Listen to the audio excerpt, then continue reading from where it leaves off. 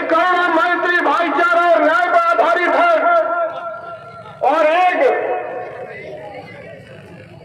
ऊंच नीच छुआछूत भेदभाव का बात करता है। चाहे आपको करना का मुकाबला कर सकता है, मैं कह नहीं सकता हूँ। मैं जानता हूँ कि हुआ जनता लाभ ये साबित करता है कि आने वाला समय बहुत में होगा। हम कहना चाहते हैं कि जो देश में वो परंपरा हुई है और महिलाएं शादी विवाह में गाना भी जाती है, वो जाती है सोने के थाली में। यदि विदेशी अपने यहाँ आता है तो तथागत गौतम बुद्ध की प्रतिमा सम्राट अशोक की रात को भेंट करते हैं हुक्मरान कहते हैं कि हम बुद्ध के देश से है और शांति चाहते हैं। निश्चित तौर पर इस देश में बौद्धों के साथ अन्याय हो रहा है। हम कहना चाहते हैं, आप कहते हैं कि सब ठीक ठाक है, इस देश में सभी लोग बराबर है। तुम्हारे भाइयों में गांव का मौसम गुलाबी है, तुम्हारे भाइयों में गांव का मौसम गुलाबी है। मुझे हम कहना चाहते हैं, आप इतिहास पढ़ लीजिएगा, क्योंकि मैं बोलने वाला शहादत को क्या कहिए, 100 के जगह शहादत को क्या कहिए। ये हमने हथेली पर सर ले लिया, खत्म होने से आखिर कब तक गए, कातिलों के मुहर्रे में ढल लिया। नव उठाए जय हिंद जय संविधान। मैं एक अपने जनपद के, जो हमारे जनपद के कोने कोने से जनपद, जो बस्ती जनपद है, बस्ती जनपद के चारों तहसील हरैया, भानपुर, रुधौली और बस्ती सदर के चारों तहसील और इसके अलावा जो 14 ब्लॉक बस्ती जनपद में है, उन 14 ब्लॉक और जितने नगर पंचायतें हैं, उन नगर पंचायत और जितने बौद्ध विहार, जितने समितियां हैं, वो सारी समितियों का योगदान इस धर्म सम्मेलन, महासम्मेलन को सफल बनाने में रहा है। मैं 2 मिनट का समय माननीय अध्यक्ष से माननीय अनुमति चाहते हुए मैं उन समितियों का, उन लोगों का आभार व्यक्त करना चाहते। लालू प्रसाद जी, माननीय डॉक्टर विनोद गौतम जी, डॉक्टर विनोद गौतम जी बहुत ही बड़ा ही योगदान उनका रहा, बहुत बड़े महाउपासक हैं।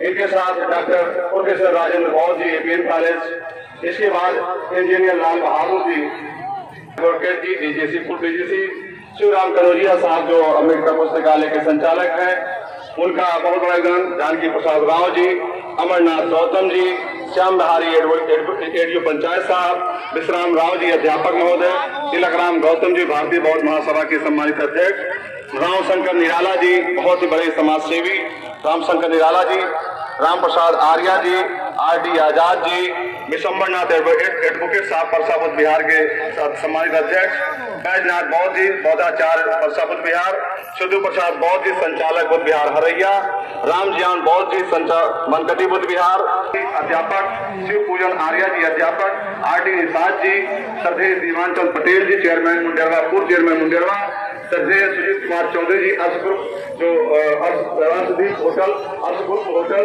दिलरथ मौर्य जी, घनश्याम जी हरीटा साहब, हरीश जी जो समाज सेवी है, सुनील कुमार गौतम जी, विजय प्रकाश कनौजिया जी, मनोज कुमार कनौजिया जी, सुरेश बाबू दीवानी, विजय कुमार भारती जी अध्यापक, राम सेवक बौद्ध जी हरैया बुद्ध बिहार, डीएल कनौजिया समाज में जन्मे भजंत अग्र महापंडित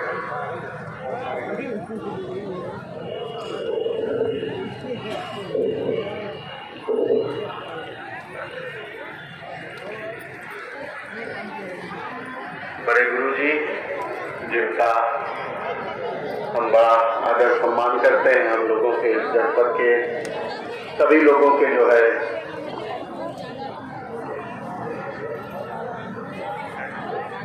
का आशीर्वाद को भी वंदन करता हूँ।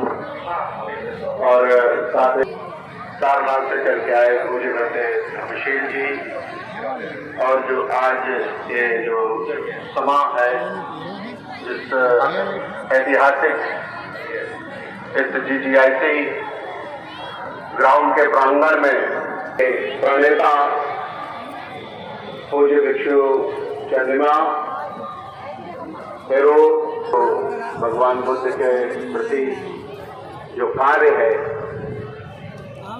इनकी जो सोच है, जो इनकी कार्य क्षमता और कार्य कुशलता है,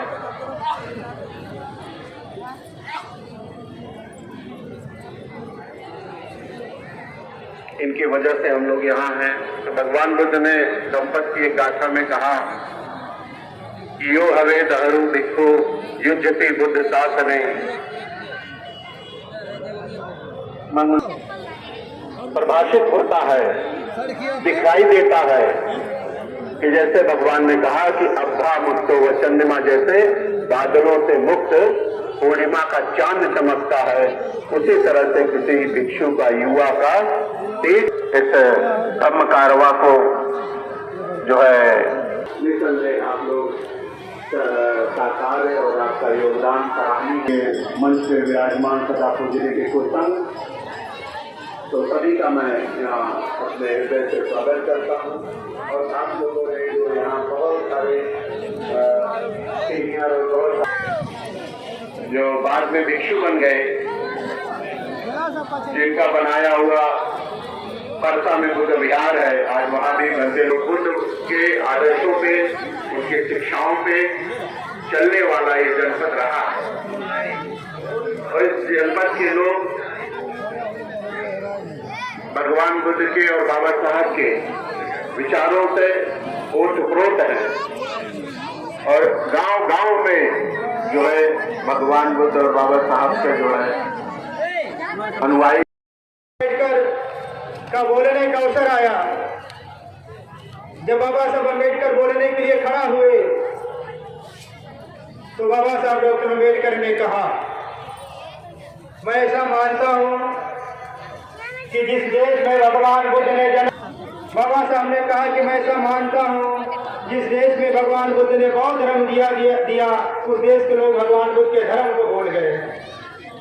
बाबा साहब ने कहा कि मैं ऐसा मानता हूं जिस देश में भगवान बुद्ध ने बोधि वृक्ष लगाया था वो बोधि वृक्ष सूख, वो बोधि वृक्ष अभी पूरी तरीके से सूखा नहीं। बाबा साहब ने कहा कि उस पर पानी डाला जाए तो बोधि वृक्ष हरा भरा हो जाएगा। बाबा साहब डॉक्टर अम्बेडकर ने कहा, बाबा साहब डॉक्टर अम्बेडकर ने कहा कि मैं आप सबके सामने, आप साहब अम्बेडकर ने कहा कि मैं दिल संकल्पित होकर के जा रहा हूं। भारत वापस जाने के बाद अपने लाखों अनुयायियों के साथ सूख रहा है, उस पर पानी डालूंगा, उसे हरा भरा करूंगा। डॉक्टर बाबा साहब अम्बेडकर वापस आए 14 अक्टूबर 1956 को याद आता है। आजमगढ़ के एक महापुरुष ने जन्म लिया तो उसका नाम था राहुल संस्कृत राय, महापंडित राहुल संस्कृत राय। बहुत बड़े विद्वान है, बहुत सारी उनकी किताबें हैं। उनका कोई कार्यक्रम जापान में लगा हुआ था, जापान जा रहे थे,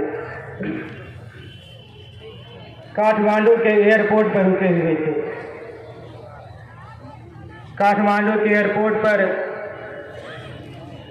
दुनिया के बहुत सारे पत्रकार से राहुल जी को देखा, उन्हें घेर लिया और उनको घेर करके राहुल जी से कहा कि राहुल जी, बाबा साहब अम्बेडकर ने भारत में बड़ी क्रांति करी है, उसकी गूंज पूरे दुनिया में सुनाई दे रही है। कहा कि राहुल जी, आप बाबा साहब डॉक्टर अम्बेडकर की धर्म क्रांति को किस रूप में देखते हैं? महापंडित राहुल संस्कृत राय ने उन पत्रकारों को जवाब देते हुए कहा, मैं डॉक्टर बाबा साहब अम्बेडकर के धर्म क्रांति को इस रूप में देखता हूँ। डॉक्टर बाबा साहब अम्बेडकर ने भारत में बौद्ध धर्म का ऐसा मजबूत खंभा गाड़ा है, अब उसे कोई मात्र लाल हिला नहीं सकता। अब हम लोग देख रहे हैं डॉक्टर बाबा साहब अम्बेडकर पूरे देश में बहुत मजबूत खंभा गाड़ रहे हैं। मैं पूरे देश में जाता रहता हूँ, मैं एशिया के बहुत सारे देशों में जाता रहता हूँ। मैं पूरे देश में देख रहा हूँ, अब देश का कोई राज्य नहीं है जहाँ हम बौद्धों की संख्या बहुत तेजी के साथ न बढ़ रही है। आज देश का कोई जिला नहीं है जिस जिले में हम बौद्धों की संख्या ठीक ठाक न हो। आज देश की कोई तहसील नहीं है जिस देश में बौद्ध लोग नहीं रहे, जिस तहसील में बौद्ध लोग नहीं रहते लोग, आज देश का कोई ब्लॉक नहीं है जिस ब्लॉक में बौद्ध लोग नहीं रहते हो। और अब आज इस देश में कोई ग्राम सभा भी नहीं है जिस ग्राम सभा में बौद्ध लोग नहीं रहते हो। आप प्रदेशों को छोड़ दीजिए, आप मंडलों को छोड़ दीजिए, आप जिलों को छोड़ दीजिए, आप तहसीलों को छोड़ दीजिए।